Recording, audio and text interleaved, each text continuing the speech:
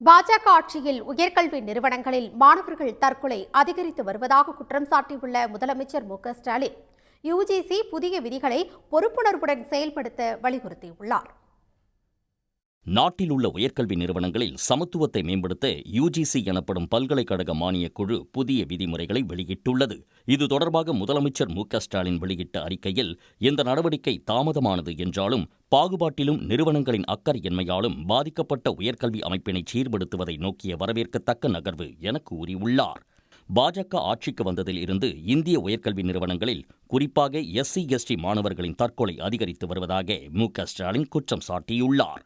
தென்னிந்திய மாநிலங்கள் காஷ்மீர் சிறுபான்மை சமூகங்களைச் சேர்ந்த மாணவர்களை குறிவைத்து மீண்டும் மீண்டும் தாக்குதல் துன்புறுத்தல் சம்பவங்கள் நடத்தப்படுவதாகவும் வேதனை தெரிவித்துள்ளார்.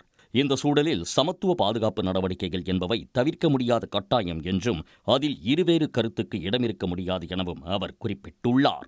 யுஜிசி புதிய விதிகளில் சாதிய பாகுபாட்டை ஒழிப்பதும் அந்த கட்டமைப்பில் இதர பிற்படுத்தப்பட்ட வகுப்பினருக்கு பாதுகாப்பு வழங்கப்பட்டிருப்பதும் ஆதரிக்கத்தக்கது என மு.க.ஸ்டாலின் கூறியுள்ளார். மண்டல் குழு பரிந்துரைகளின் அடிப்படையில் இடஒதுக்கீட்டை அமல்படுத்திய போது போராட்டம் நடத்திய அதே பிற்போக்கு மனநிலையுடன் தான் யுஜிசி விதிகளுக்கு எதிராக தற்போதும் போராட்டங்கள் நடப்பதாக அவர் சுட்டிக்காட்டியுள்ளார். இத்தகைய அழுத்தங்களுக்கு ஆட்பட்டு ஒன்றிய அரசு இந்த புதிய விதிகளையோ அல்லது அவற்றின் மைய நோக்கங்களையோ நீர்த்துப் போகச் செய்யக்கூடாது என அவர் வலியுறுத்தியுள்ளார்.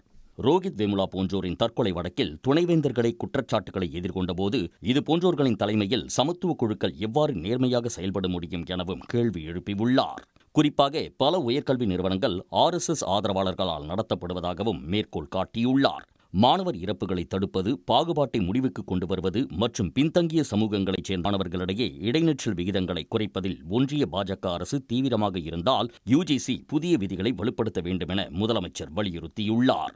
மேலும் அந்த விதிகளின் கட்டமைப்பு இடைவெளிகளை நிவர்த்தி செய்யும் வகையில் திருத்தம் மேற்கொண்டு பொறுப்புணர்வுடன் செயல்படுத்துமாறும் கேட்டுக் கொண்டுள்ளார். உடனுக்குடன் செய்திகளை தெரிந்து கொள்ள சன் நியூஸ் பெல் ஐகானை கிளிக் பண்ணுங்க.